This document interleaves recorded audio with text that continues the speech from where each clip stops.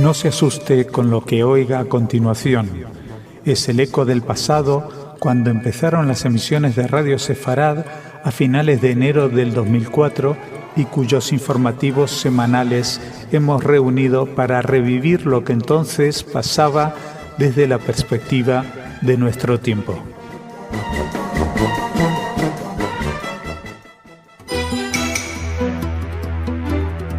Bienvenidos, esto es Radio Sefarad y estas son las noticias. Empezamos con los titulares de hoy. Hamás celebra la excarcelación de presos lanzando 3 misiles. Israel responde. Declaraciones antisemitas del ex canciller británico y parlamentario Jack Straw. Artur Mas visitará Israel y posiblemente se entreviste con Netanyahu. Palestina pide boicotear a empresas españolas que venden en los territorios en disputa. Estas son las noticias y Jorge nos las va a comentar. Hola Jorge, ¿qué tal? ¿Qué tal, Jordi? Bueno, pues aquí con la voz un poco tomada por un pequeño resfriado, pero bien. Bueno, intentaremos perdonar. Así es. Bueno, empezamos en Israel. La Fuerza Aérea Israelí atacó objetivos terroristas en la Franja de Gaza en represalia por el ataque palestino con cohetes contra el sur del país. Se identificó el impacto preciso sobre 2 plataformas subterráneas de lanzamiento de cohetes. Fuentes palestinas afirmaron que no se registraron heridos. El escudo antimisiles Cúpula de Hierro, Kippat Barcel, había interceptado antes un misil palestino disparado desde la Franja de Gaza contra la ciudad de Ashkelon, en el sur del país, mientras un segundo cohete cayó en una zona deshabitada del Consejo Regional Costa de Ashkelon. Y el día anterior, un mortero lanzado desde Gaza impactó cerca de la valla de seguridad. Mientras tanto, el servicio penitenciario publicó los nombres de los 26 terroristas palestinos que Israel excarcelará hoy como parte de los prerequisitos pactados para las conversaciones de paz. De la lista publicada, 21 son oriundos de Cisjordania y 5 de la Franja de Gaza. Así es, Jordi. Estamos en una semana trágica para las víctimas del terrorismo en todo el Mediterráneo. Ya la hemos sufrido aquí en España con el dictamen del Tribunal Europeo de Derechos Humanos y la excarcelación de los etarras. Y en Israel, por razones distintas y en un ambiente distinto, pero también 26 terroristas con delitos de sangre han salido a la calle como parte de estos requisitos pactados. Y entonces, pues, qué mejor manera de festejarla que lanzando cohetes para matar más gente. Pues eso es lo que han hecho Hamás desde Gaza. Y pues la Fuerza Aérea Israelí contraatacó, destruyó 2 objetivos, no hubo heridos del lado palestino porque también no los había en el lado israelí, porque el sistema Cúpula de Hierro funciona. Pero claro, es tú imagínate para la gente de la calle que están toda la semana alterados porque han visto la lista que se publicó el sábado a la noche de los 26 que iban a salir a la calle, todos ellos con delito de sangre. Pues mientras dijeran esto, pues los ciudadanos de Ashkelon se despiertan de madrugada, tienen 30 segundos para llegar a los refugios porque alguien en Hamás está muy contento. Seguimos. El exsecretario de Exteriores británico y diputado laborista Jack Straw efectuó declaraciones absolutamente antisemitas durante un debate parlamentario en el Reino Unido. Al señalar su opinión sobre los obstáculos para conseguir la paz en el Oriente Medio, Straw manifestó que los ilimitados fondos de los que disponen las organizaciones judías y AIPAC, el lobby norteamericano pro-israelí en los Estados Unidos, son empleados para controlar y desviar la política estadounidense en la región. Straw, ministro de Exteriores del gobierno de Tony Blair entre 2001 y 2006, añadió que la obsesión de Alemania por defender a Israel también contribuye al fracaso en conseguir la paz. El exfuncionario británico realizó estos comentarios durante una mesa redonda del Foro sobre Diplomacia Internacional en la Cámara de los Comunes. Durante el debate, como era previsible, el embajador de la Autoridad Palestina en Londres se sumó a la orgía difamatoria y acusó a Israel de genocidio cultural y de limpieza étnica. Al parecer, Straw piensa dejar el Parlamento en 2015, lo que podría ser la razón de que ahora diga lo que siempre pensó. Bueno, lo que siempre pensó y lo que dejó traslucir por sus acciones. De la misma manera que la nueva encargada de relaciones exteriores, en este caso no de Inglaterra, pero sí de toda Europa, que es Lady Ashton, de su mismo partido, también una señora que ha crecido desde los estratos más humildes porque es una aristócrata laborista, pues que llama a boicotear a Israel. ¿Qué es lo que va a decir ella cuando se jubile? Pues seguramente lindezas como estas, que todo lo que hace Israel está mal, y cuando a alguien le parece que habría que pensar también en el lado israelí, como puede ser Alemania o Estados Unidos, pues es debido a los ilimitados fondos de los que disponen las organizaciones judías. Entonces yo me pregunto, ¿qué pasa? Los fondos ilimitados, si son ilimitados, ¿por qué disminuyen a veces? ¿Por qué hay acciones de Estados Unidos contra Israel? ¿Por qué hay acciones de Europa contra Israel? ¿Por qué Alemania vota a favor de la creación de un Estado palestino observador en Naciones Unidas? ¿Qué pasa? ¿Justo esa semana se quedaron sin fondos o que querían más los alemanes? Estos son, perdón por la utilización de palabras poco afines a la Real Diccionario, pero son gilipolleces. Son cosas de gente que no solamente que tienen bajo nivel intelectual, sino que tienen una catadura moral por los suelos y que han llegado a los máximos estratos de gobierno en un país como el Reino Unido, que no olvidemos que fue el que declaró hace 100 años que todo el territorio que habían arrebatado al Imperio Otomano, que llamaban provincia Siria-Palestina, va a estar destinado a los judíos. Ahí, en la Cámara de los Comunes, se firmó, se juró y se decretó. Y este señor dice que todo siempre ha sido por presión del dinero inconcebible, ilimitado de las organizaciones judías y el AIPAC. Yo quisiera confrontar su cuenta corriente con la mía, por ejemplo, Jordi, para ver de qué estamos hablando y si él puede justificar todos los dineros que tiene o si alguna vez ha tenido transferencias, por ejemplo, de algún país árabe. El presidente de la Generalitat, Artur Mas, iniciará el próximo 9 de noviembre un viaje de 4 días a Israel que se enmarca principalmente en el objetivo del Govern de fomentar el carácter internacional de la economía catalana. Sin embargo, el desplazamiento a Tel Aviv y Jerusalén tendrá también un destacado contenido político y, según fuentes del Govern, está previsto que el primer ministro israelí, Benjamin Netanyahu, reciba a Mas. También el alcalde de Barcelona, Xavier Trias, formará parte de la expedición a un destino que está enmarcado en rojo como uno de los referentes de parte del nacionalismo catalán. Bueno, pues últimamente se ha hablado mucho de que uno de los países que más presta atención al espíritu independentista catalán es Israel. Yo no sé si en Israel están tan entusiasmados con eso como en Cataluña con las palabras de algunos israelíes que le dicen que van a poner, por ejemplo, el embajador dijo que podrían poner un consulado en Barcelona. De ahí a reconocer la independencia de Cataluña creo que dista mucho. Pero bueno, me imagino que Artur Mas, una de las cosas que alguien le habrá soplado a la oreja antes de ir es diles que vamos a poner una embajada en Jerusalén. O sea, así Cataluña sería uno de los pocos países, entre comillas, estados, entre comillas, o zonas, entre comillas, que podrían tener una embajada en Jerusalén, que la ha retirado todo el mundo. Pero bueno, ellos podrían ser los primeros a abrir camino. Yo creo que esto lo va a vender muy bien Artur Mas y también lo va a vender muy bien Xavier Trias. No sé si van a reunirse finalmente con Netanyahu, pero yo creo que, por ejemplo, la prensa de Israel apenas se va a reflejar. Quizás tenga algún reflejo en la prensa en español que se publica en Israel por el interés que pueda despertar el tema español o el tema secesionista catalán en este viaje. Pero bueno, es un intento más que yo no creo que vaya a tener ninguna consecuencia determinante. Como mucho, y como en cualquier otro viaje, para intentar mejorar el intercambio de inversiones de una zona en la otra, etcétera, etcétera, y mejorar el flujo. Y terminamos. El gobierno de Palestina acaba de lanzar una nueva campaña de presión contra Israel en la que pide a 50 países que tomen medidas contra las empresas que desde su territorio trabajen en los asentamientos de Cisjordania o mantengan relaciones comerciales o financieras con firmas que estén instaladas en ellos.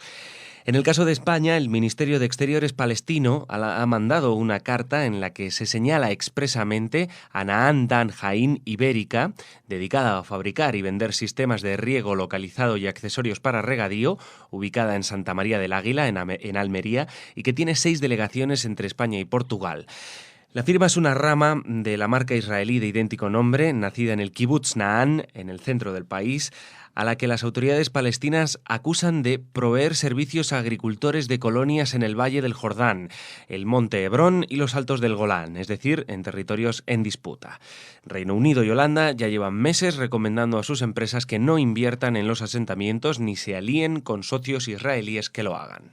Fíjate a dónde llega el nivel de absurdo que acusan a esta empresa, que es israelí, pero que es de la parte, digamos, de adentro de la línea verde, es de un kibutz, es del centro del país, la acusa de vender a clientes en los territorios. Esto es tan tonto como que van a boicotear a los propios palestinos que les venden a la gente de las colonias, por ejemplo, yo qué sé, verduras, ¿no? Entonces, claro, ¿cómo? Si los de Calquilia, por poner el nombre de una ciudad árabe, les venden verduras a los del asentamiento que está a 3 kilómetros de colonos judíos, entonces hay que boicotear a Calquilia. Los palestinos tienen que boicotearse a sí mismos por vender a sus vecinos.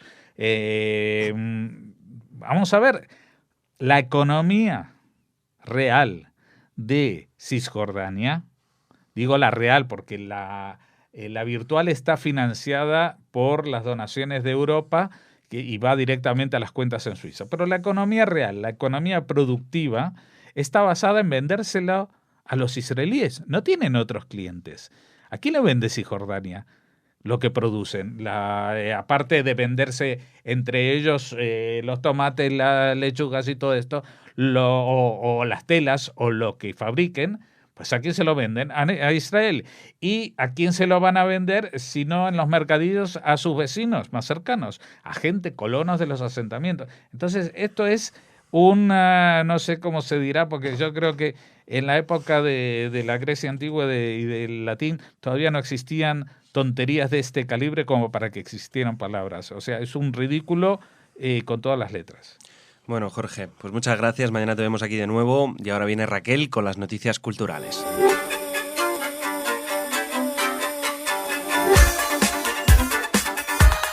Y ya está aquí Raquel con las noticias culturales. Hola, Raquel. Hola, Jordi. Estoy triste como todos los amantes de la buena música.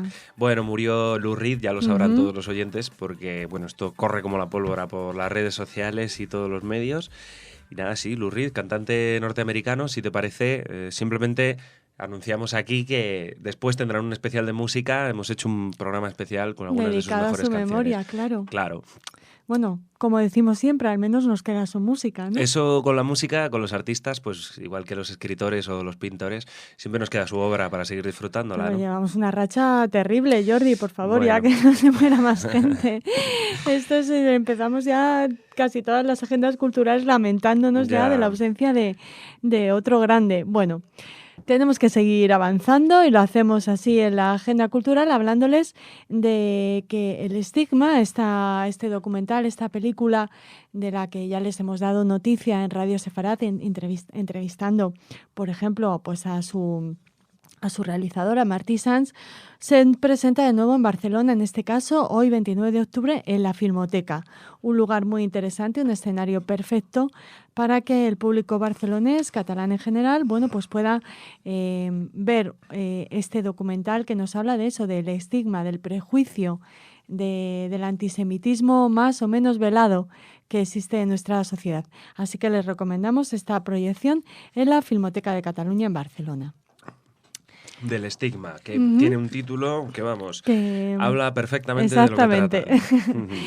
Bueno, tampoco les va a sorprender el contenido de la conferencia de la que les vamos a hablar si, bueno, pues están atentos al título, como decía Jordi. Moisés Maimónides y la sociedad vigilante. Este es el título de la conferencia que ofrecerá el profesor Javier Roiz de la Universidad Complutense en el Palacio de Cañete, la sede de Sefarad Israel, hoy, 29 de octubre, a las 19:30 horas. La sociedad vigilante es el título de uno de sus libros. Es muy, muy interesante la visión que aporta Javier Roiz de Rambam. Y les recomendamos fehacientemente esta conferencia, con una persona a la que entrevistamos también en el espacio El Invitado de Sefarad Israel para que nos hablara de estas conferencias de teoría política que concluyen con esta ponencia, Moisés Maimónides y la sociedad vigilante. Recuerden, a las 7:30 de la tarde en el Centro Sefarad Israel. Sí, la semana pasada, si la buscan Raquel le hizo una entrevista. La anterior, es verdad. Bueno, en la pestaña del Sí. Centro Sefarad Israel, del invitado, Claro. ahí la pueden encontrar. Hoy tenemos un invitado muy especial en ese eso espacio. es. Hoy tenemos Yo no sabía si lo ibas a decir, Raquel. Digo, a lo Luis digo yo. Bassat, así que Sí. nada más terminar el informativo, les recomendamos que pinchen en este programa porque las reflexiones de alguien tan interesante y tan importante como Luis Bassat siempre son muy recomendables. Y no ha escatimado en tiempo, la verdad, se ha explayado, Sí. ha hablado 20 minutos, quiero decirte Además que... nos ha comentado que está promocionando su último libro, el libro rojo de la vida, que está realizando entrevistas, concediendo entrevistas a una media de 15 entrevistas Vamos, que diarias. no le sobra tiempo. No le eso es lo que sobraba quiero tiempo, decir. pero nos ha dicho fuera Sí, del sí, micrófono que le ha hecho muchísima ilusión que le llamáramos y poder hablar con nosotros y que lo oyeran los oyentes, los amigos de Radio Sefarad. Así que desde aquí nuestro agradecimiento. Pues hoy mismo Raquel entrevista a Lluís Bassat, no se lo pierdan aquí en Radio Sefarad. Y terminamos la agenda cultural, Jordi, hablando de un congreso internacional, las víctimas como precio necesario, memoria, justicia y reconciliación.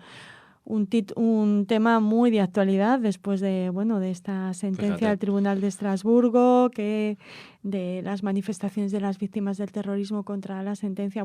Las víctimas siempre deberían estar de actualidad, ¿no? Pero más en estos días. Bueno, pues este es el título de este congreso internacional que organiza el proyecto de investigación Filosofía después del Holocausto, vigencia de sus lógicas perversas, que tendrá lugar del 29 hoy al 31 de octubre en el Instituto de Filosofía del Centro de Ciencias Humanas y Sociales del Consejo Superior de Investigaciones Científicas, el CSIC de Madrid. Hace una reflexión sobre el papel que han jugado las víctimas o el papel que se les ha querido dar. Y una de las reflexiones de este congreso o de los objetivos a pensar es que se tiene que pensar en la justicia desde una memoria de las víctimas que las rescate de una segunda muerte, la de ser vistas como precio necesario. Este congreso pretende analizar críticamente la lógica instrumental de la victimación en diferentes ámbitos. Así que un congreso muy interesante también. Les recordamos el título: Las víctimas como precio necesario, memoria, justicia y reconciliación. Pues sí, hoy hemos hablado mucho de víctimas. También con Israel Winnicki, Sí, ¿no? con Israel Winnicki en Por Israel.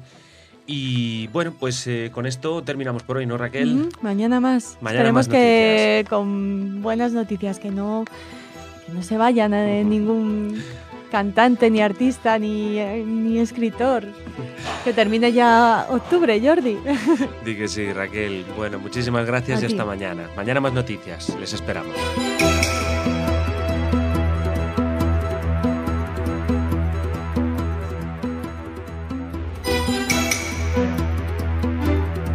Bienvenidos, esto es Radio Sefarad y estas son las noticias. Empezamos con los titulares de hoy. Casi todos los judíos del mundo tienen ancestros sefardíes. Detenidos en Hebrón 2 diputados de Hamás en Cisjordania. Manifestación contra la liberación de presos palestinos. Judíos holandeses demandan a una librería que vende Mein Kampf. Estas son las noticias que nos va a comentar Jorge. Hola, Jorge. ¿Qué tal, Jordi?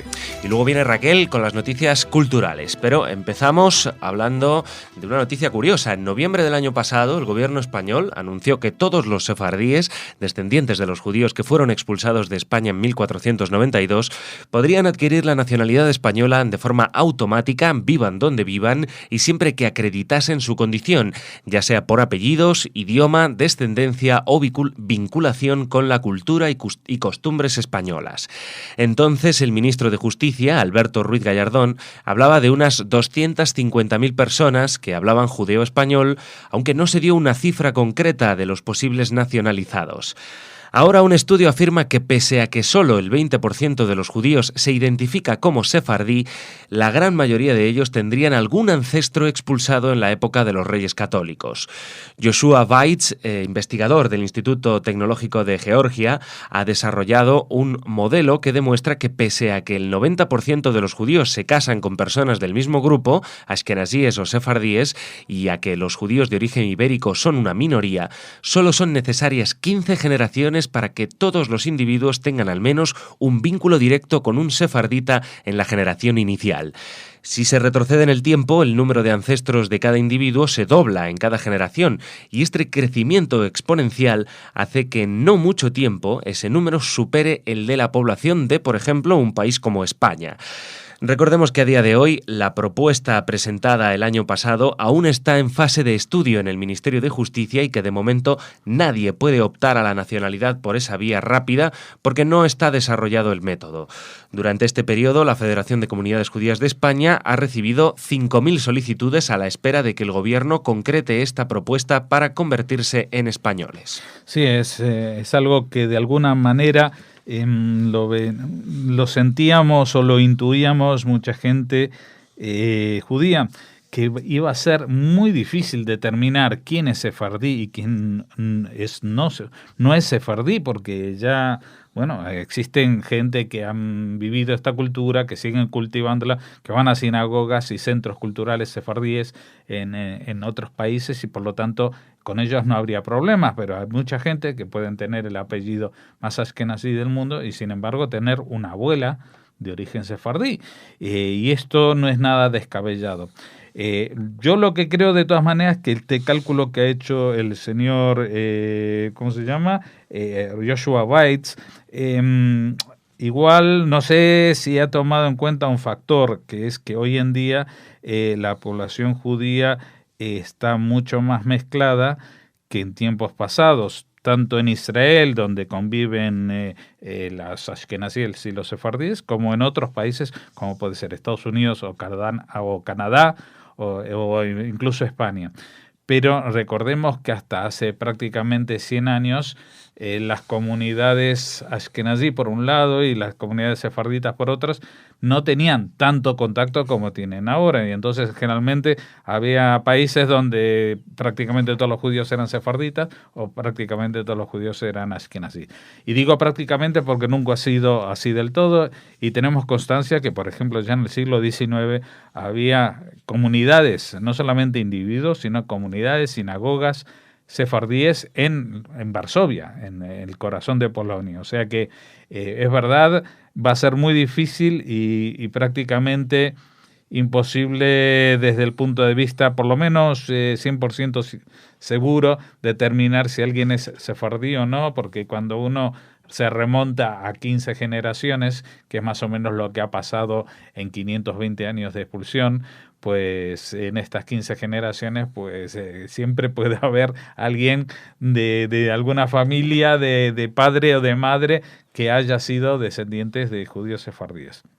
Y ahora nos vamos a Israel. El ejército israelí arrestó ayer a 2 diputados islamistas en el distrito de Hebrón durante una redada en la que detuvo a otros 13 palestinos. Los diputados fueron identificados como Nizar Ramadán, de 53 años, y Maher Badir, de 56, del movimiento Reforma y Cambio, partido con el que el movimiento islamista Hamas se presentó a elecciones en 2006.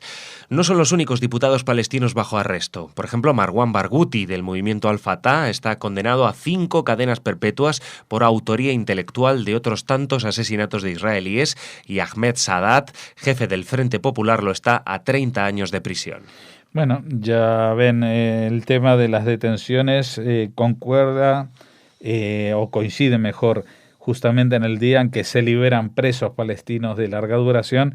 En este caso son presos que aparentemente, digo solo aparentemente, tienen una detención por su actividad política, pero cuando llegan al juicio resulta que detrás de su apariencia de digamos, de trabajo político, pues se esconde otro tipo de actividades, como es el caso de Marwan Barghouti, que ni siquiera está en el grupo de estos de Hamás, sino que es del partido gobernante y que fue el autor intelectual de muchos asesinatos, o sea, que era el ideólogo de un grupo terrorista, así como Ahmed Sadat y otros tantos.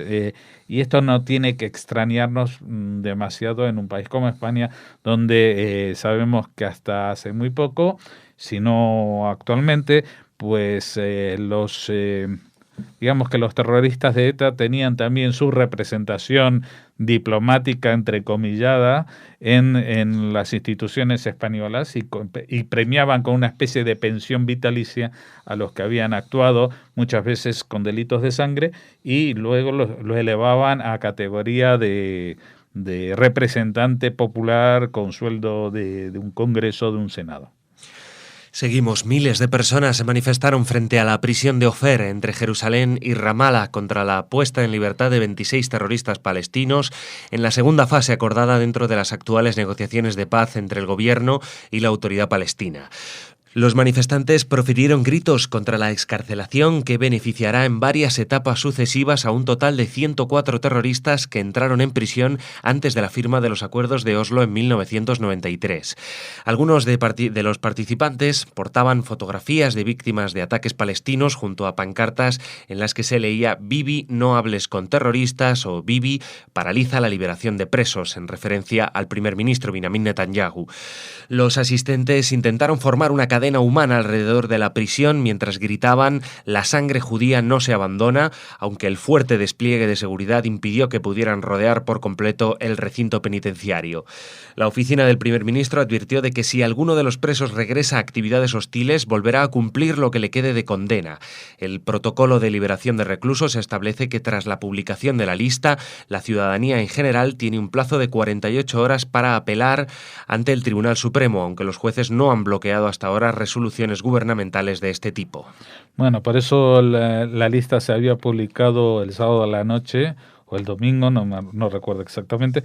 Era para justamente por esta medida de que hay 48 horas para apelar ante el Tribunal Supremo la liberación de algunos de estos terroristas. Bueno, es una medida dolorosa, es una medida en cierto grado antipopular, pero es una medida que ha venido condicionada y marcada desde fuera por el negociador John Kerry, por supuesto respondiendo a las intenciones del bando de los palestinos, que tampoco se entiende muy bien lo que siempre hablamos, que para hablar haya que haber condiciones como la liberación de gente con delitos de sangre. Y terminamos en Holanda. La Federación de Judíos Holandeses anunció que iniciará medidas legales contra una librería de Ámsterdam por vender ejemplares de Mein Kampf, la obra escrita por Adolf Hitler e ilegalizada para la venta desde 1974 en Holanda. El propietario del establecimiento, de Totalitarian Art Gallery, aseguró que no está sorprendido del inicio de una acción legal en su contra, pero justificó la venta de las obras por su importancia histórica y señaló que nunca las expuso en su escaparate. El presidente de la Federación de Judíos Holandeses, Herman Lundstein, defendió la acción legal, considerando que en un momento sin precedentes en el incremento del antisemitismo es importante que se tomen medidas duras contra esta forma de discurso del odio. La misma organización ha anunciado además que interpondrá una denuncia contra la web Wikipedia por permitir la libre descarga de la obra. Sí, y desde aquí pues va nuestra solidaridad con los judíos holandeses que han protestado, la solidaridad y un poco de envidia que cuando alguien está vendiendo este libro se pueda denunciar y llevar a juicio. Aquí en España, desgraciadamente, estamos todavía bastante lejos de esta situación, por más que se ha prometido que se iba a resolver y parece que hay en marcha alguna medida en la propuesta de un nuevo código penal para tipificar como delito la incitación al odio, etcétera, etcétera, pero yo no estoy tan seguro que incluso, aunque esta medida se incorpore al Código Penal o al Código Civil, disculpen si me confundo, creo que es el penal, y aunque se hagan y esto pase todos los controles del Parlamento y del Senado y se apruebe, pues no creo que después de eso esté prohibido aquí en España vender Mein Kampf. Aquí hemos sido los kiosqueros del nazismo y del negacionismo y creo que vamos a seguir siéndolo, así que desde aquí felicitamos a la acción de la Federación de Judíos Holandeses y también, como digo, les envidiamos. Muy bien, Jorge, pues terminamos aquí esta primera parte del informativo y ahora viene Raquel con las noticias culturales.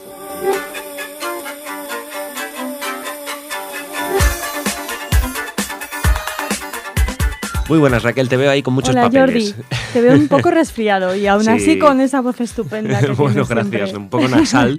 Como os decía antes de broma, hoy quiero las noticias, pero que no haya ninguna N ni ninguna M en las noticias. Vale. Me parece imposible en castellano. Lo intentaremos. Pero bueno, no, ahora la que hablas eres tú. Cuéntame, Exacto. ¿Qué tenemos de noticias culturales? Pues mira, vamos a hablar de un libro, pero también de una conferencia en torno a este libro. Del libro ya les dimos noticia en su momento, ese título publicado por la Universidad de Granada para entender el judaísmo.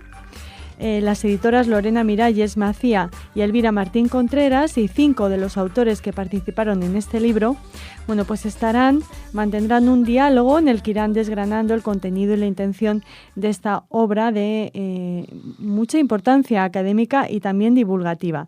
Será el 31 de octubre a las 19:30 en el Palacio de Cañete, que como saben todos ustedes es la sede del Centro Sefarad de Israel. Exactamente, en la madrileña Calle Mayor 69.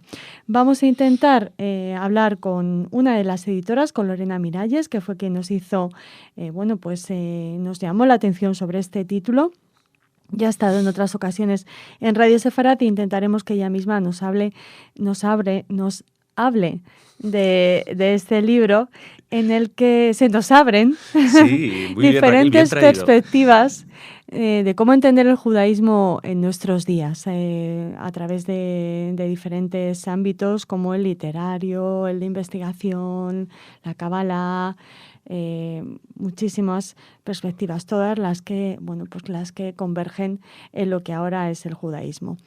El Centro Sefarad de Israel y el Consejo Superior de Investigaciones Científicas son los que promueven este acto de presentación para entender el judaísmo. Bueno, pues está muy bien, porque además seguramente mucha gente no lo entiende. Quiero decir que por eso está muy bien el libro, ¿no? Quizá el judaísmo pues tiene tantos prejuicios, ¿verdad? Que esos hablamos muchas veces aquí, pues bueno, pues vamos a entenderlo, ¿no? No a hacer un valor pues preconcebido, ¿no? O una cosa que realmente no se ajusta a la realidad. Así que nada, para entender el judaísmo. Y mira, Jordi, algunos de los autores que firman los artículos o los capítulos de este libro son Natalia Fernández Marcos, María Victoria Estoporno, Julio Trebole, Raquel García Lozano y Amparo Alba, que son colaboradoras de Radio Sefarad. Y bueno, la importancia de los nombres habla del rigor del libro, o sea Eso que se los recomendamos desde aquí. Muy bien, pues ahora viajamos. Seguimos. Uy, qué bien. Viajamos y nos vamos de fiesta, nos vamos de boda judía. ¿Qué más se puede pedir, Raquel, por favor? Una boda en sábado, un poco raro esto, Bueno. pero bueno. Es una interpretación de una boda judía, como se habrán podido imaginar, que organizan las asociaciones de vecinos de Río Jerte y San Juan, que se han unido para organizar un mercadillo judío y una boda típica a las 5 de la tarde junto a la iglesia de San Juan. Esta boda se tuvo que suspender por la lluvia durante la Semana de la Cultura Judía y ahora la celebran. Así que nada, les invitamos a participar a todos en Plasencia este sábado de este mercadillo y de esta boda judía, esta interpretación de una boda judía. Eso es. Bueno, pues fantástica iniciativa.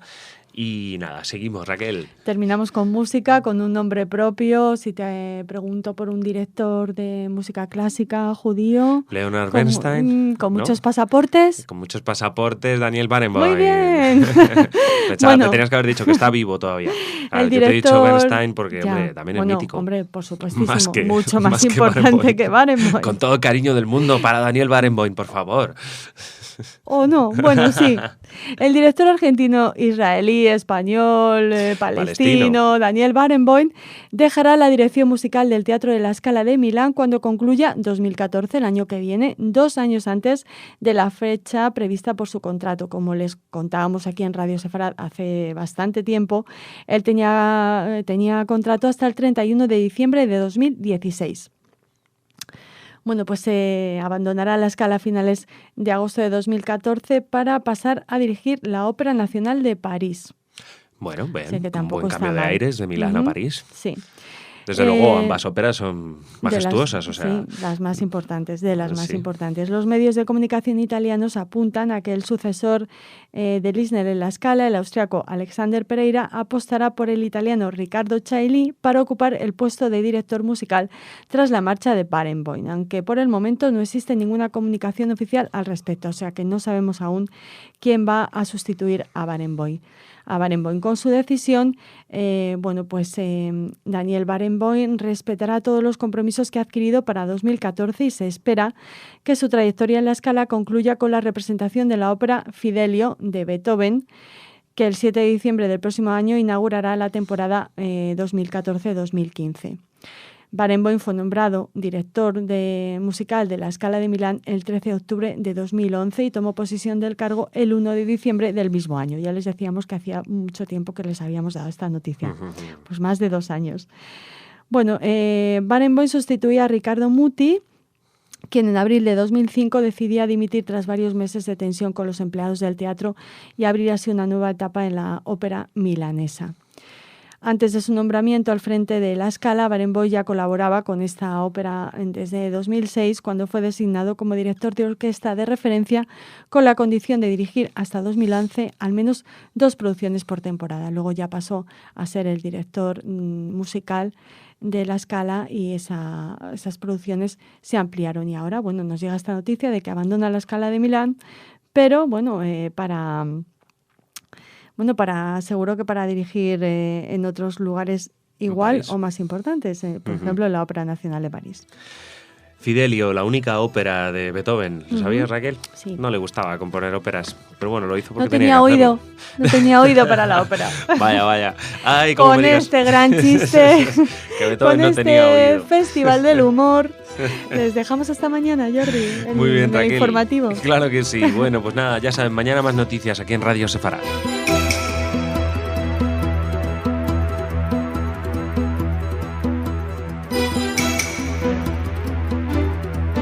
Bienvenidos, esto es Radio Sefarad y estas son las noticias. Empezamos con los titulares de hoy. Abbas podría aceptar un acuerdo provisional y trae nuevos temas a las negociaciones.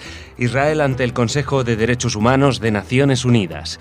Posible acercamiento de Irán a las demandas de inspección de la Agencia Atómica.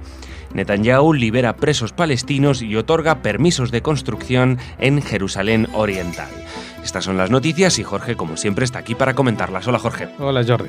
Luego, también como siempre, viene Raquel, pero con las noticias culturales. Empezamos en Israel. El presidente de la Autoridad Nacional Palestina, Mahmoud Abbas, ha dejado claro desde el comienzo de la actual ronda de negociaciones de paz que solo aceptaría un acuerdo final que llevase a la creación de un Estado palestino. Pero ahora, y ante los numerosos obstáculos que está atravesando el proceso de paz, podría aceptar una solución provisional que crease el armazón del Estado palestino.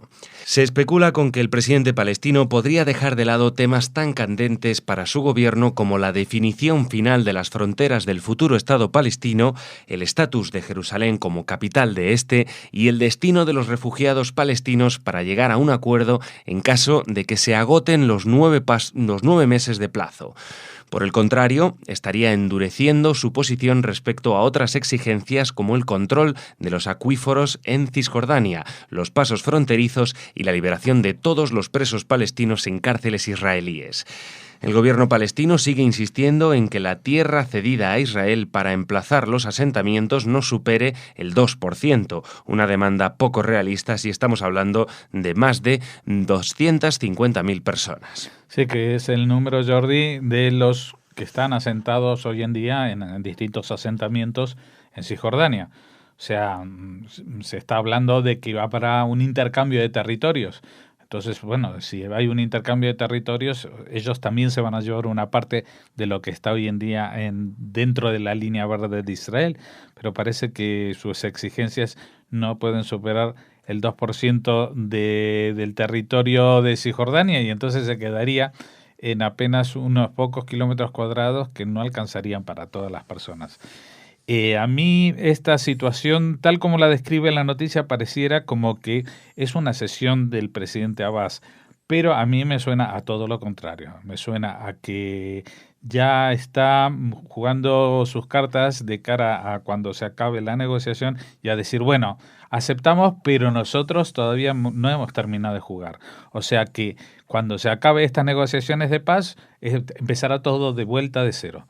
Y de momento lo que más le importa es la liberación de los presos palestinos, el control de los acuíferos, los pasos fronterizos, porque él sabe que todo lo demás no, o sea, el tener un Estado palestino no puede ser el final de su recorrido, porque nunca ha sido el objetivo de la OLP, porque la OLP no lo que quiere en realidad no es un Estado al lado del Estado de Israel, sino quiere un Estado que sea todo. Y eso, mal que les pese, pues lo tienen que conciliar con la existencia impepinable del Estado de Israel. Así que Israel, yo creo que por más que ceda, va a verse dentro de unos meses con esta situación que Abbas va a vender como que él está dispuesto a todo, pero claro, ese todo quiere decir que de momento acepta que le den eso y ya luego le seguiremos pagando y seguiremos liberando y seguiremos cediendo, etcétera, etcétera, hasta que se acabe todo.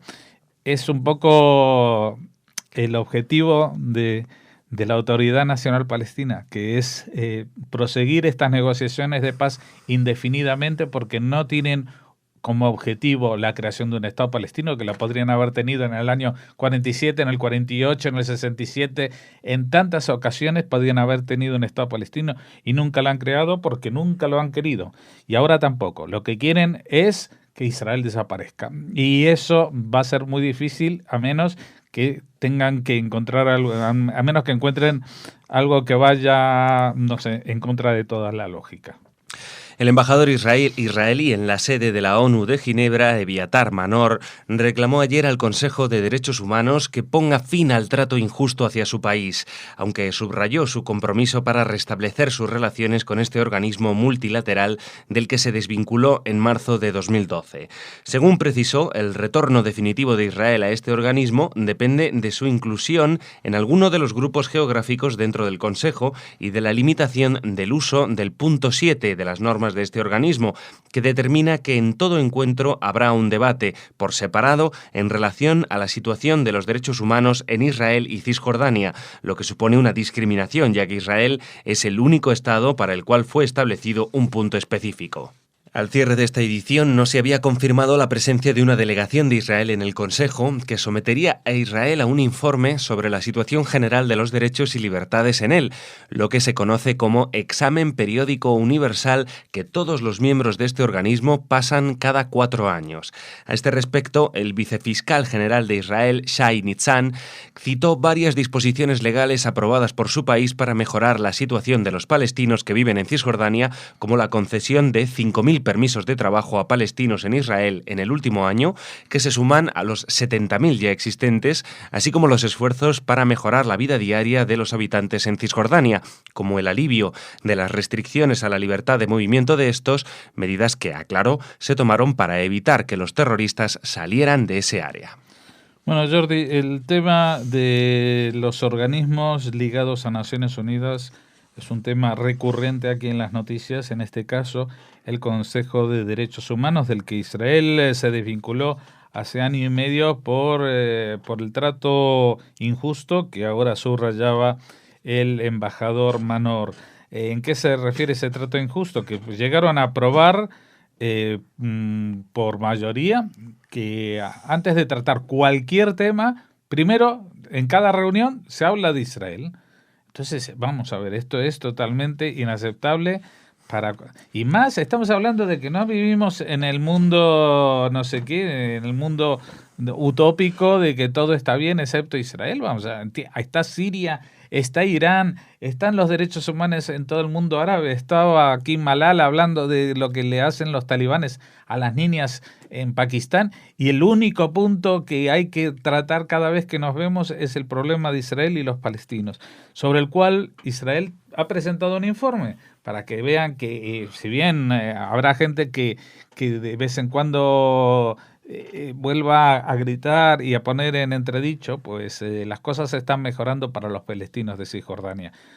Tras 22 meses de negociaciones bilaterales entre Irán y la Agencia Atómica, las partes dejaron ver esta semana en un comunicado conjunto nada habitual, con el que cerraron 2 días de diálogo, que se están produciendo un acercamiento de posiciones sobre un plan de inspecciones que despeje las dudas sobre si Teherán trata de desarrollar un arma atómica. Para avanzar hacia el posible acuerdo, los expertos de la agencia se trasladarán a Teherán para una nueva reunión el 11 de noviembre.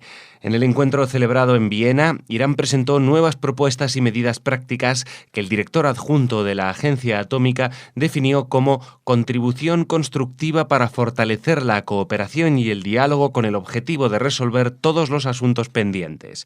Según ha trascendido extraoficialmente, Irán estaría dispuesto a permitir la entrada de los inspectores en la base militar de Parchin. Bueno, el tema es, aparte de las bonitas palabras que suelta últimamente el presidente iraní y las respuestas no menos elogiosas que tienen los organismos internacionales, el tema es si hay algo realmente nuevo que se va a mover, porque de momento lo único más o menos alentador es lo extraoficial, y es que parece que Irán estaría dispuesto a permitir que se visitara una base militar, pero una base militar en Parchin no resuelve el problema de la energía atómica, de la inspección de energía atómica en Irán. Lamento decirlo, pero tienen ahí por lo menos 5 centrales atómicas subterráneas, una de ellas en Qom, otra, ya ni me acuerdo los nombres, pero bueno, están ahí, todo el mundo sabe dónde están, y mientras no los dejen entrar en esas instalaciones, pues poco se va a poder saber sobre el tema del arma atómica, que hay quien aventuró esta semana que ya tienen una, que ya han conseguido desarrollar una. Lo que pasa es que con una no se hace nada, todavía no se pueden hacer bravuconadas hasta que uno no tenga un misil balístico en condiciones y no tenga por lo menos una decena o 2 docenas de cabezas nucleares para ostentar. Así que la solución a todo esto puede ser que llegue justo en el momento en que los inspectores lleguen a ver no que Irán se ha desarmado, sino que Irán ya la tiene. Y una vez que la tenga, pues desmantelarán las centrales nucleares estas y les mostrarán cualquier cosa. Al mismo tiempo que 26 terroristas palestinos eran liberados de las cárceles israelíes, el primer ministro israelí ha dado luz verde a 4 proyectos de construcción en Jerusalén Oriental, entre ellos 1.500 unidades de vivienda en el barrio de Ramot Shlomo y permisos para construir habitaciones adicionales de 50 metros cuadrados en los apartamentos existentes en dicho vecindario del norte de la ciudad. Netanyahu también aprobó el desarrollo de un centro turístico y arqueológico adyacente a la ciudad de David en Silwan, un lugar de constantes excavaciones y conflicto político bajo las laderas del Templo del Monte, y un parque nacional en la ladera oriental del Monte Scopus, que presuntamente bloquearía la expansión de los barrios árabes en la zona. Bueno, ya otra vez volvemos a lo mismo. Cada vez que Israel autoriza la construcción de una habitación es un obstáculo para la paz y no sé qué historia. Primero, no estamos hablando de los territorios, porque Israel ha puesto en disputa lo que es Cisjordania, pero nunca ha puesto en disputa lo que es Jerusalén. Es más, hay una ley firmada desde hace muchos años que ratifica que Jerusalén es indivisible. O sea que no van a volver a dividir la ciudad para repartirla, porque la ciudad es una y la ciudad está bajo control israelí. Otra cosa es que llegado el momento, como se propuso en alguna negociación, pues alguna parte de la ciudad se ceda para una administración conjunta con la autoridad palestina, pero no una cesión de soberanía, y en ningún caso puede frenarse la expansión urbanística porque está dentro de la ciudad. Estamos hablando de que son barrios integrados en la ciudad que tienen detenidos hace años los permisos para construir habitaciones adicionales. ¿Vale? Estamos hablando de una habitación adicional de 50 metros cuadrados en apartamentos que ya existen, gente que se han mudado ahí cuando eran jóvenes y que tenían una pareja, un hijo, que ahora tienen 4 y que están muy apretados o lo que sea. Da igual, no estamos hablando que por construir una habitación más en el jardín de su casa le estén robando terreno a los palestinos y que estén, no sé qué historias se pueden inventar y cómo lo pueden justificar. Y lo mismo respecto a los yacimientos arqueológicos, o también cuestionar que un parque nacional tampoco es bueno porque entonces bloquea la expansión de los barrios árabes de la zona. Vamos a ver, si hay un parque nacional bloquea la expansión de todos los barrios de la zona, también de los árabes y también de los judíos, porque de un lado, de una borde del parque estarán los árabes, y el otro borde del parque estarán los judíos, así que a los dos los frena, pero se hace por una cuestión que tiene que ver con la ecología, con la naturaleza y con el urbanismo. Estas son cuestiones, Jordi, que siempre hemos hablado. Lo que pasa en Jerusalén a 4 personas parece que es una cuestión que afecta a millones de personas y a territorios de no sé cuántos kilómetros cuadrados. Esto es una cuestión de que un parque nacional en las afueras de Jerusalén, que me imagino que no debe ser mucho más grande de lo que es el Retiro o cualquier parque que haya instalado en Madrid, y sobre eso también tiene que aparecer en las noticias y en las primeras planas como que es una agresión del gobierno de Netanyahu. O una contrapartida, como se ha presentado una contrapartida para suavizar la entrega o la liberación de presos palestinos. Te aseguro una cosa, para la familia de las víctimas de los terroristas que han sido liberados, el que alguien pueda construir una habitación más en su casa en Jerusalén o que se haga un parque natural en las afueras no le soluciona nada y no los tranquiliza nada. Bueno, Jorge, pues muchas gracias. Mañana te vemos aquí de nuevo y ahora ya saben, viene Raquel con las noticias culturales.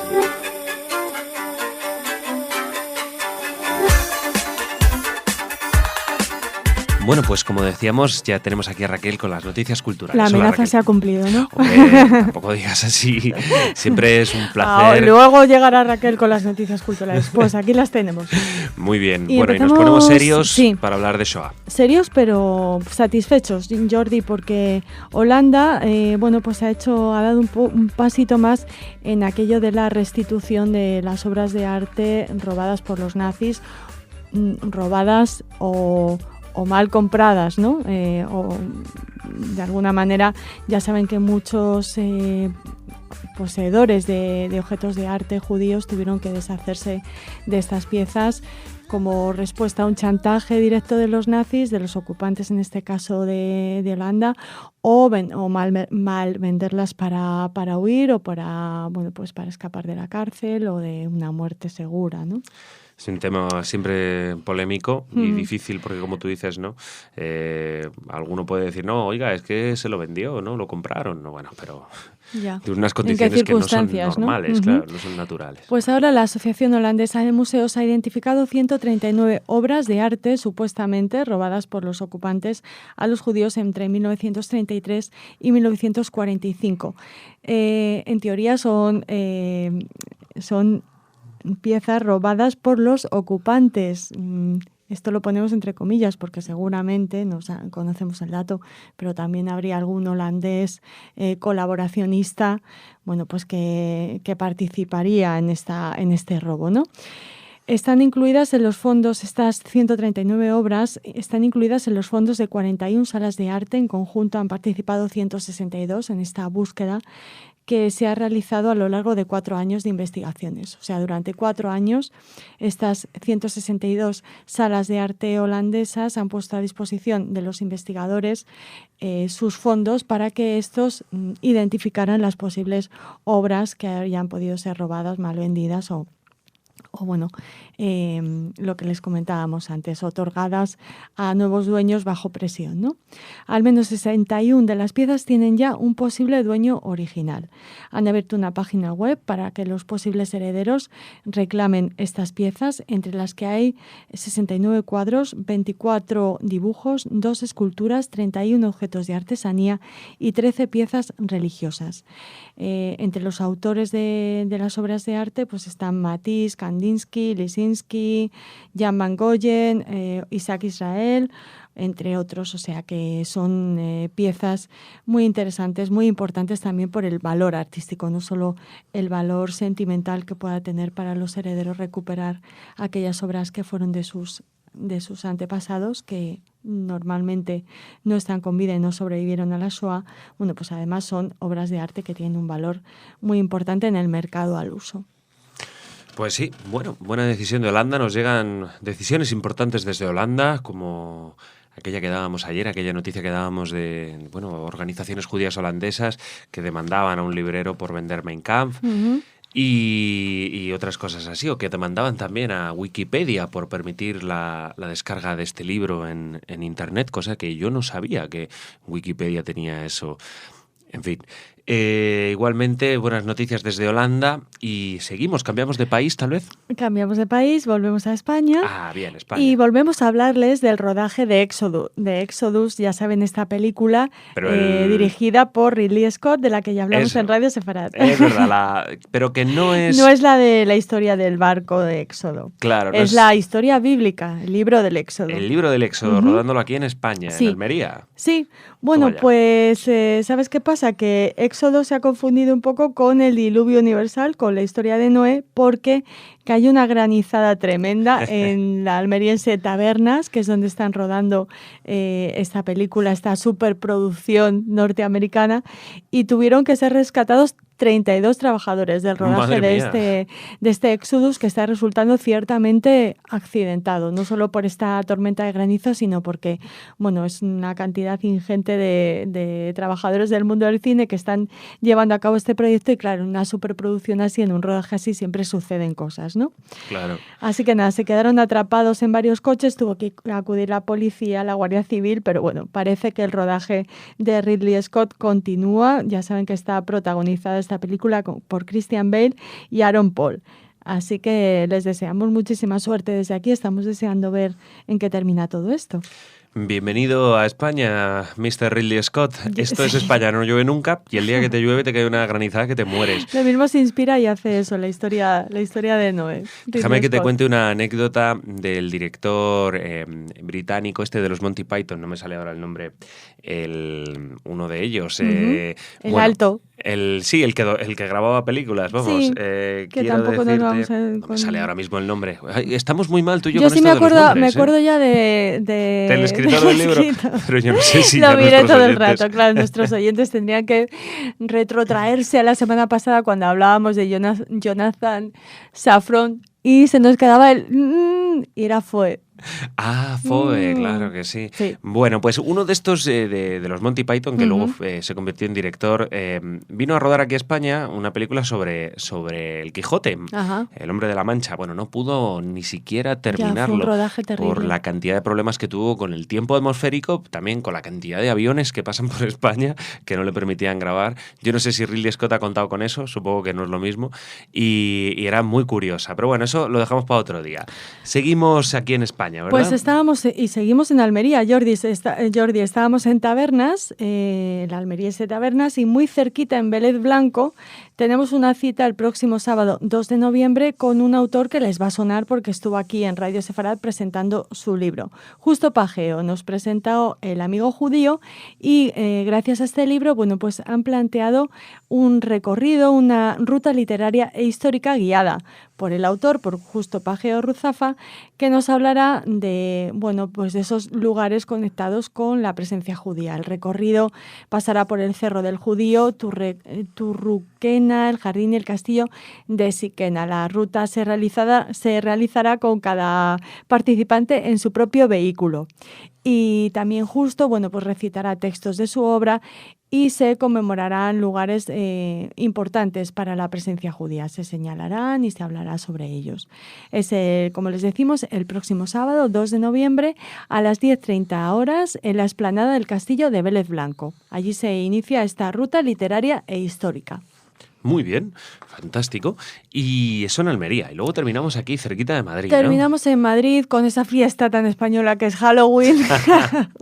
Bueno, hombre, pero no pasa bueno, nada. oye, mientras sea una fiesta, Claro. mientras Pero mira, la yo te digo invasión una cultural cosa. vaya por fiestas, nos Claro, dejamos. además que bueno, que siempre es lo mismo, porque cuando yo era pequeño la tenían tomada con Papá Noel, que tampoco es español. Bueno, claro que no. Y Halloween no es tampoco español. Bueno, ¿y qué más da si la historia es pasárselo bien? Además, Exacto. esto de Halloween a los niños les encanta. Hombre, pues ya está. Pues mira, les va a encantar todavía más porque Sosi Israeli ha montado un taller de brujas y brujos buenos y buenas, lleno de magia, imaginación y compás. Qué bien. Un taller de flamenco en Halloween. Una Toma idea ya. maravillosa de las que se le ocurren a la Eso bailaora Sosi Israeli, que nos invita a participar junto a los más pequeños en este taller de baile y ritmo. Brujas y brujos voladores con sus escobas. Toma ya. Es un taller desde los 3 años y un tiempo para quienes no quieren perder la fantasía y quieren seguir siendo niños. Será hoy jueves a las de 18 a 20 horas en la localidad de Rivas Vacia, Madrid, en Cobeña, muy cerquita en Cobeña. Si quieren más datos, pueden acudir a la Asociación Cultural Cobeña Flamenco y allí, bueno, pues les informarán de este taller para brujos y brujas voladoras con sus escobas. ¿Ves? En lugar de meterse con Halloween, pues tenemos una persona como Sosi Israeli que mezcla algo tan español como el flamenco con algo tan americano como es Halloween y el resultado es fantástico. Así Seguro que nada. algo de danza israelí mete también Seguro. Sosi Israeli, aunque ella ya sabemos que es una bailaora excepcional y que el flamenco lo lleva muy dentro, pero seguro que algo israelí también se le cuela en este taller. Seguro que mañana también se nos cuela algo israelí en las noticias. Raquel, ¿qué te parece? Seguro que sí, Jordi. Venga, pues Hasta nos vemos mañana. mañana. Hasta mañana.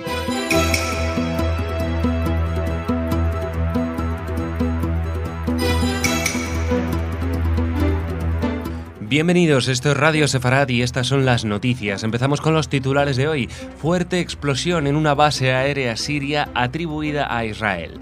El gobierno palestino no renunciará a llevar a Israel ante el Tribunal Penal Internacional, según el ministro de Justicia. Estados Unidos podría utilizar los encuentros del Grupo 5+1 para mantener reuniones secretas con Irán y eliminar las sanciones. Terminaremos hablando de las embajadas estadounidenses que tienen dispositivos de espionaje en sus terrazas. Estas son las noticias con las que terminaremos esta semana y está aquí Jorge para comentarlas. Hola Jorge. ¿Qué tal, Jordi? Y luego viene Raquel con las noticias culturales. Pero empezamos en Israel. Numerosas fuentes sirias y libanesas adjudican a un ataque israelí llevado a cabo desde el Mediterráneo la destrucción de una base aérea siria cerca de la ciudad costera de Latakia. Al parecer, la explosión fue el producto de un ataque con misiles desde el Mediterráneo. La población de la franja costera de Siria, que incluye las ciudades de Tartus, Latakia y Bañías, pertenece predominantemente a la secta alauita y permanece leal al régimen del presidente sirio Bashar al-Assad.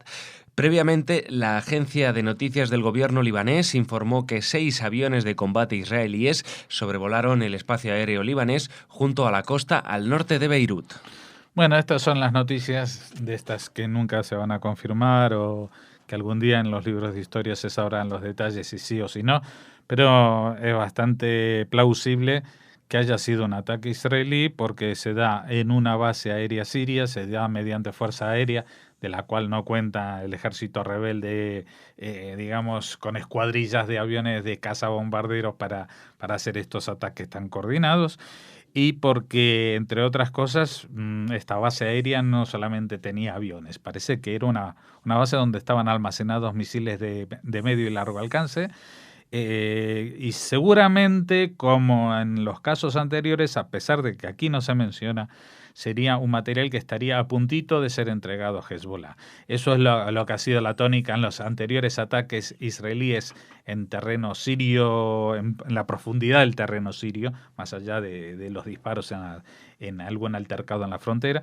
Así que yo no descartaría que ahora que parece que el tema de las armas químicas pues es un tema ya tabú y superado, pues ahora de lo que se está hablando es del el traspase de misiles a Hezbollah, sea cual sea la situación de Bashar al-Assad, porque hoy en día parece como que el gobierno sirio tiene la delantera sobre los rebeldes en cuanto a que están recuperando territorio.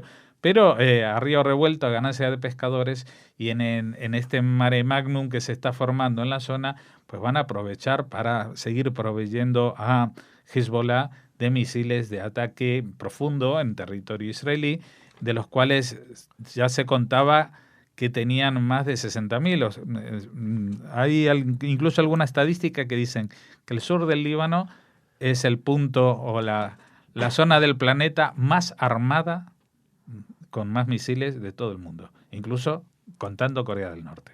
El ministro de Justicia palestino afirma que no renunciarán a llevar a Israel ante el Tribunal Penal Internacional, aunque no lo harán mientras duren las actuales negociaciones de paz.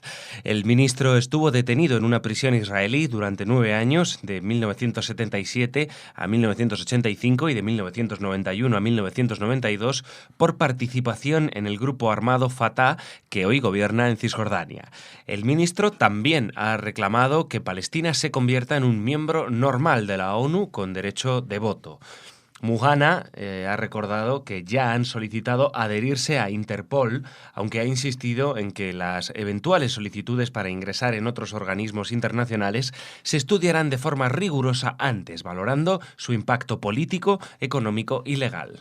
Bueno, ahí está. Ayer estábamos hablando de las declaraciones de Abbas, que decía que se había dejado traslucir como que los palestinos estarían dispuestos a un tratado de paz no definitivo. Y todo el mundo se preguntaba qué significa eso más para un gobierno que ha pedido ser Estado cuando todavía no es Estado. Sin embargo, fíjate que el ministro de Justicia palestino lo que está diciendo es que una vez que se acaben estas conversaciones de paz, y sea cual sea el resultado, ellos ya van a estar pidiendo que ser un miembro de pleno derecho en Naciones Unidas, participar en todos los organismos internacionales. Entonces, aquí hay una contradicción entre dejar un Estado, ellos quieren ser un Estado normal en Naciones Unidas, pero ayer se comentaba que estaban dispuestos a no definir las fronteras, ni a definir su capital, ni a definir su superficie, ni a definir la mitad de las cosas que definen a cualquier Estado. O sea, por lo menos cuando uno dice el Estado de Moldavia comprende entre el río tal y el río tal, son tantos kilómetros cuadrados, hay 3 millones de habitantes y hablan el moldovaquiano. Pues nada, aquí parece que no se quieren mojar en nada y sacar ventaja de todo, y especialmente tal como le ha ido en esta ronda de negociaciones, que sin mover fiches, sin hacer nada, ya se llevan 104 presos asesinos liberados, más la financiación, la condonación de deuda de varios países árabes, más las simpatías del presidente Obama, que realmente está haciendo méritos para un próximo premio Nobel, pero no necesariamente de la paz. Seguimos. Las conversaciones nucleares con Irán, que se reanudarán en Ginebra el 7 de noviembre del 2013, se han convertido en conversaciones sobre 2 carriles separados pero paralelos uno al otro. Un carril son las negociaciones de Irán con el grupo de los 5+1, mientras que el objetivo principal del otro, que no pasa por los ojos del 5+1, son conversaciones directas entre Estados Unidos e Irán bajo los auspicios de las conversaciones de los 5+1. Este carril bilateral también puede incluir contactos secretos, pero los contactos oficiales están bajo los auspicios de las conversaciones de los 5+1, porque Irán no aceptará un contacto oficial directo sin un incentivo máximo para hacerlo. Así lo afirman en un informe la experta Ayelet Shayon del proyecto mediático iraní y el presidente de la organización MEMRI, Yigal Karmon. Estados Unidos estaría interesado en actuar al margen del 5+1 porque la administración Obama está sola en su postura flexible respecto a Irán, mientras que este último país quiere que las conversaciones con el grupo de los 5+1 sean abiertas y transparentes de manera que no les acuse de vender el interés nuclear del país. De llegar a este acuerdo, la administración Obama podría descongelar cientos de miles de millones de dólares en activos iraníes, una medida que probablemente se acompañaría de un anuncio por Irán de que está reduciendo el nivel al que está enriqueciendo uranio. Por su parte, Rusia también ha estado tratando de reforzar sus lazos con Irán con una propuesta de concesiones que básicamente ofrece lo mismo que los estadounidenses.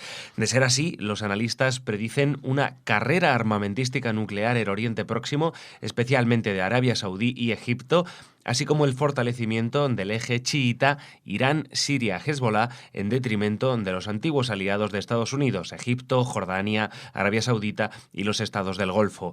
Y además, fuertes problemas para los sunitas de Líbano, Irak, Yemen y Bahrein. Bueno, esto es lo que te decía al final de la noticia anterior, de lo que se está gestando o que es la dinámica de la política exterior de Obama, que realmente parece abocada a que donde no había problemas los haya. Solamente por solucionar una historia que realmente ha tenido los Estados Unidos enfrentado a Irán durante muchos años, historia que no ha pasado por ninguna retractación del régimen iraní, por el secuestro de los estadounidenses de la embajada, ni nada como eso. Yo no entiendo muy bien cuál es el interés de Obama en reunirse y pactar contactos secretos con los iraníes. Eso, aparte de que es evidente que a Irán esto le interesa mucho, porque pues a nivel social interno pues solucionaría muchos problemas, que estuviera todo ese dinero que es de ellos pero que está retenido en circulación.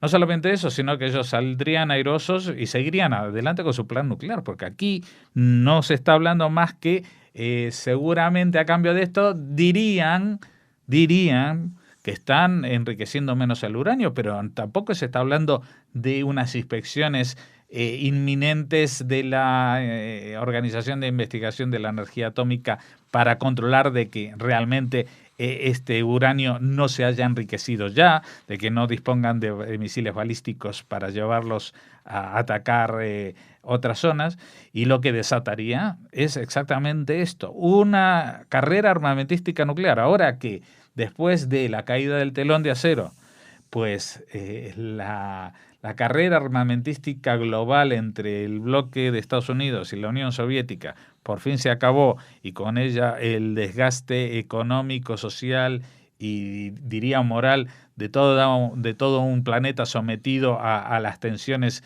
que pudieran acabar con el planeta o una tercera guerra mundial, pues ahora todo eso va a pasar a manos de los gobiernos regionales de Oriente Próximo, que es el polvorín del mundo. Y entonces seguramente si como Irán recibe permiso para seguir con su programa nuclear entre comillas pacífico, pues lo mismo van a pedir los sauditas, van a decir, nosotros también vamos a hacer y vamos a enriquecer solo hasta el 20%.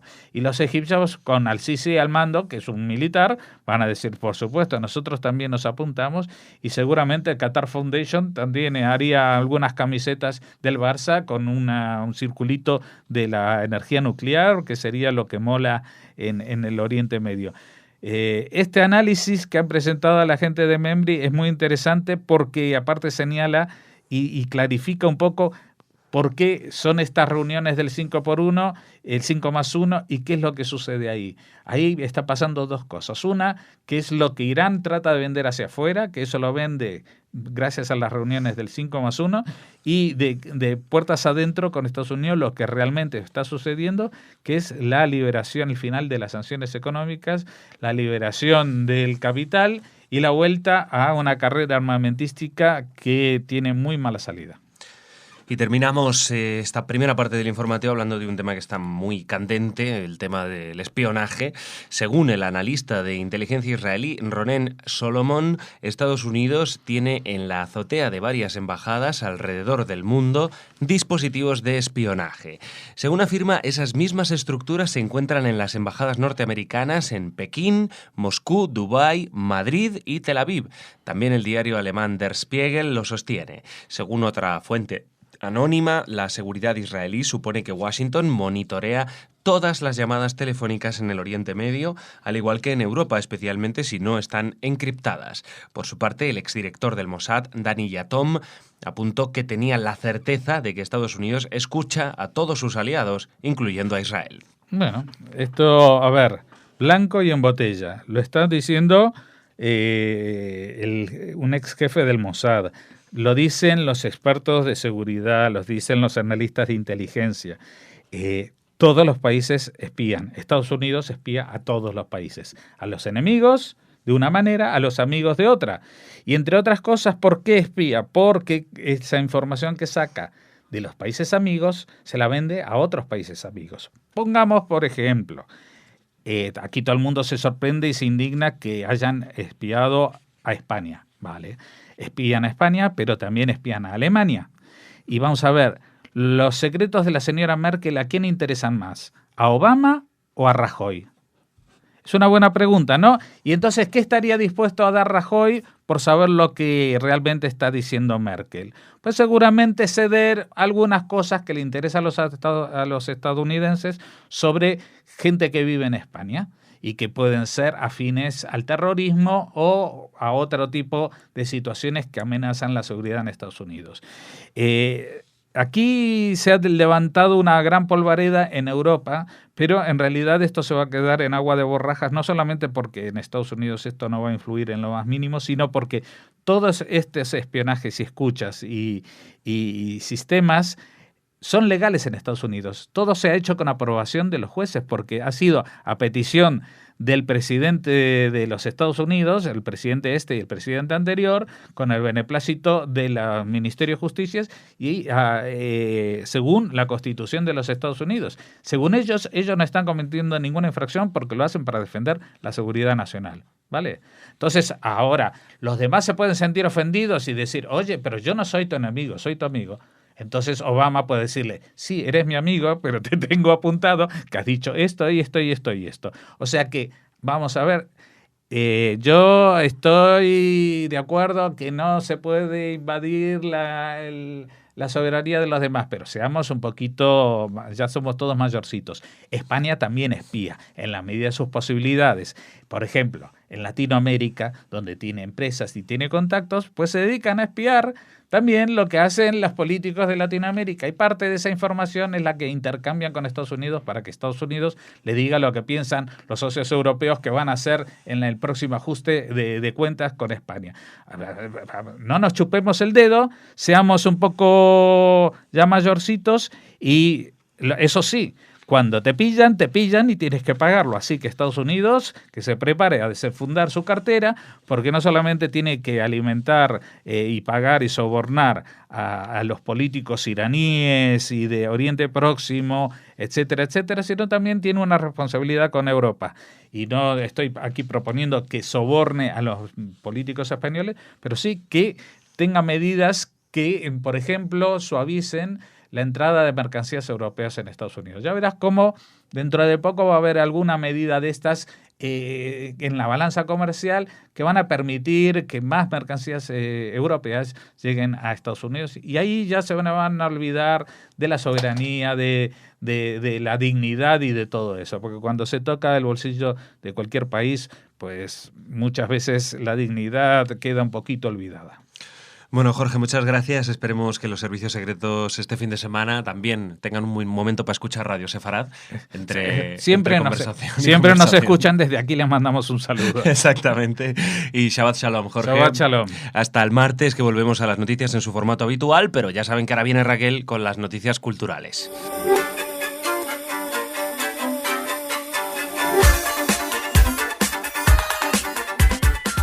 Bueno, bienvenidos. Hola Raquel. Hola Jordi. Estas las noticias culturales. Como le decía antes a Jorge, pues espero que estos servicios secretos, estos espías, pues entre conversación y conversación telefónica escuchen un poquito Radio Sefarad, que seguro que es más interesante, ¿no? ¿Sabes que se quemó la casa de Matahari, no? Hablando de espías. Ah, sí, no lo sabía. Sí, la casa donde nació. Pues no lo sabía. Un apunte ahí de espionaje al más alto nivel. Que digo yo, Raquel, que hombre, a lo mejor el teléfono móvil de Angela Merkel, pero a mí no me quita el sueño pensar que alguien escucha mis conversaciones telefónicas, que deben ser interesantísimas. ¿Verdad que no? Yo tampoco. Lo digo con tanto sarcasmo, o sea, realmente si alguien escucha mis conversaciones, pues, bueno, poco en claro saca, la verdad, pues bueno, en fin. Aprenderán mucho, pero vamos, no sé si servirá para nada, yo creo, pero bueno. La alta política internacional. Pero bueno, venga, hablando señores de espías, escuchen Radio Sefarad. Exacto, venga. Y hablando de espías, Jordi, de espionaje, nos vamos a la estación espía, a la estación de Canfranc. Ya saben, esa joya en la memoria y joya de la memoria y joya también arquitectónica, porque no sé si han tenido la oportunidad de estar allí. Yo sí, hace años, y es una maravilla. Es un poco como la estación del norte madrileña, con esas estructuras de hierro, ¿no? Y con ese encanto especial de estar en pleno Pirineo. Y se estaba cayendo, la verdad, estaba totalmente abandonada, y un poco ahora se está recuperando su interés, su importancia. No voy a decir que se está poniendo en valor, Jordi, no lo voy a decir.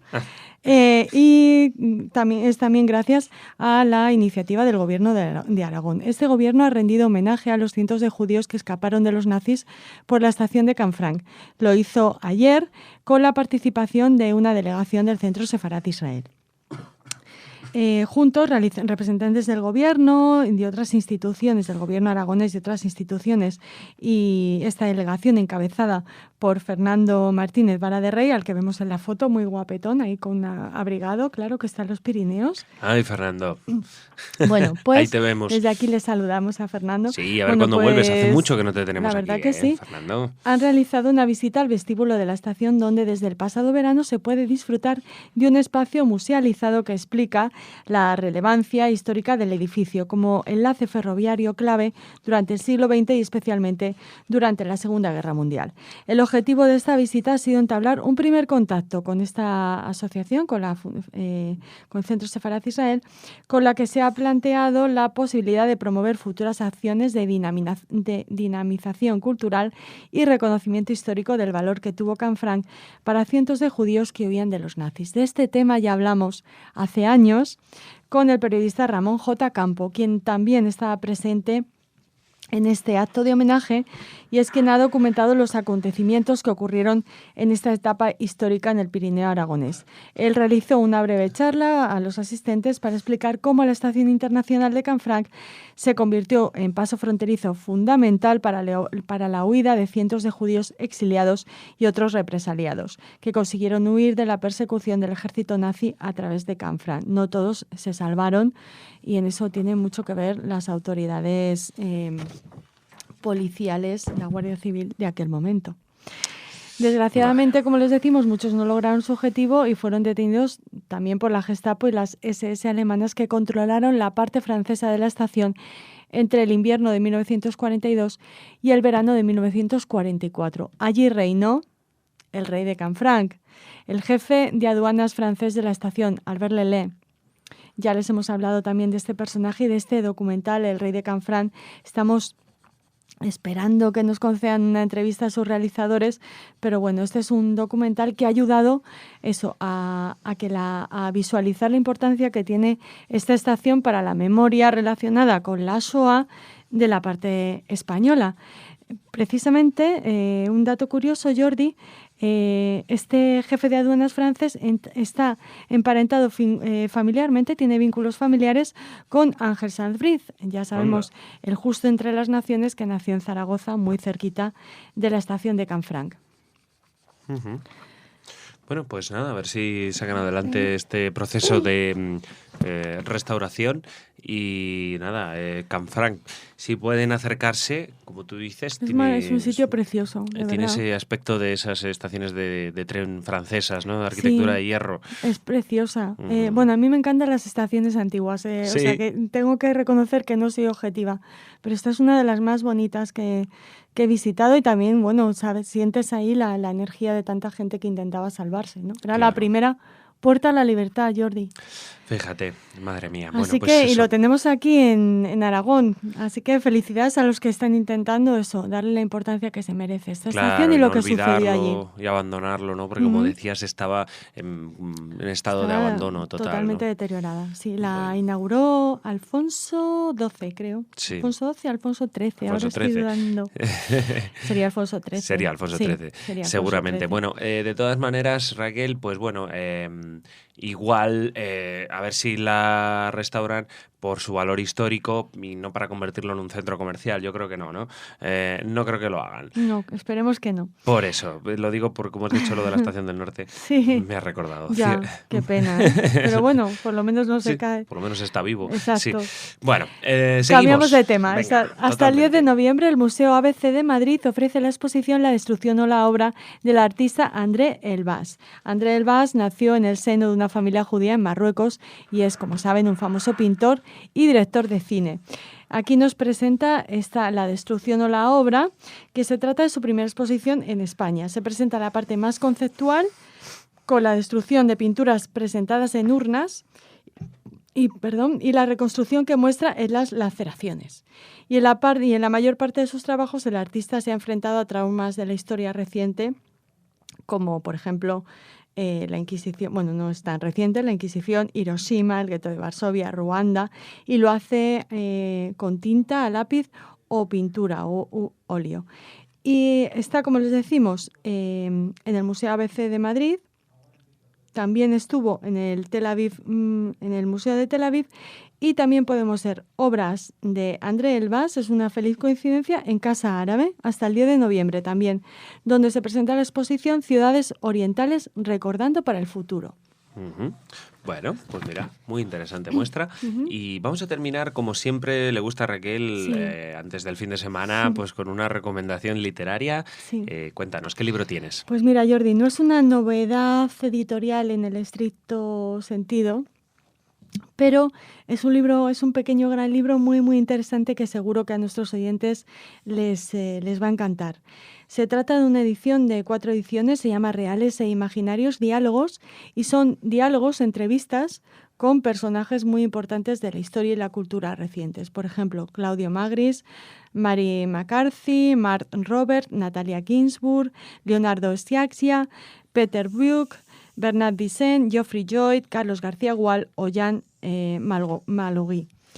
Son conversaciones reales o imaginarias o imaginadas con grandes escritores y sabios de las últimas décadas, y tienen un doble origen: o son realmente entrevistas que se les han realizado, o son construcciones imaginarias sobre autores ya desaparecidos, elaboradas de una manera rigurosa a partir de múltiples documentos y testimonios. Por ejemplo, utilizan una conferencia que hubiera dado uno de los autores para transformar hacer la pregunta, y que esa parte de la conferencia que se pronunció, bueno, pues sirva como respuesta a esa pregunta. Son bueno, claro, como periodista a mí me encanta el género de la entrevista, entonces tampoco me pasa como con Canfranc, tampoco soy objetiva, pero solo la relevancia de los personajes ya hace interesante este libro, que está editado por Mauricio Jalón y Fernando Colina. Y además, antes de pasar a la entrevista en sí, hay una breve nota biográfica muy interesante de cada uno de los autores. Así que es un libro muy completo y que viene a continuar la serie de diálogos formada por Pasado y Presente de 1996 y de 2001, y Los tiempos del presente de 2000, de esta misma editorial, 4 ediciones. La edición, además, a ti que te gusta el objeto libro, es preciosa, Jordi. Sí, es muy bonita. Es en rústica, maravillosa, con un tipo de letra muy, no sé, muy bonito, muy cuidado. Se nota que es una edición realizada con amor. Bueno, Raquel, pues estos diálogos reales e imaginarios, pero cuidado con eso de imaginarios, no inventados, No. sino, bueno, digamos, rescatados, recreados, ¿no? sí, recreados, rescatados. Claro. Es una técnica muy, muy interesante Pues sí, porque muy divertido nos también. acercamos de alguna manera, de una manera diferente a los autores utilizando sus propias palabras. Ya vienen en algunos escritos, en conferencias, en cartas que han enviado a otros personajes. Es una aportación muy interesante. Muchas gracias, Raquel. Que tengas buen fin de semana. Igualmente. Y Shabbat Shalom. Shabbat Shalom.